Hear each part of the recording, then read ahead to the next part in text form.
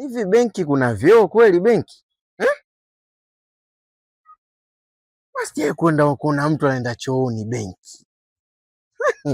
Hili swali tujiulize. Kuna mtu ashaye kwenda choo cha benki kweli? Afisi kwa nini kuamua yani mkojo ukubani wala haja naniwe ikubani? Yani hela kweli shetani. Tukiamua protocol tu. Na TV hazitoi sauti ila tunaelewa. Naona kabisa TV na kuna ngoma inaimba ile unaimba kimoyomoyo. Unaona hapa kaimba unaichezea chini kwa chini hivi unaichezea ile huku unasubiria hela. So unajua hela zinaenda kuchukua hela. Sije kuona mtu anabana mkojo benki hata siku moja. Hela kweli shetani. Ila nenda kwenye ofisi zingine. Muda wote utasikia nishikie mwanangu naenda kidogo. Nafasi yangu niangalizie. Hela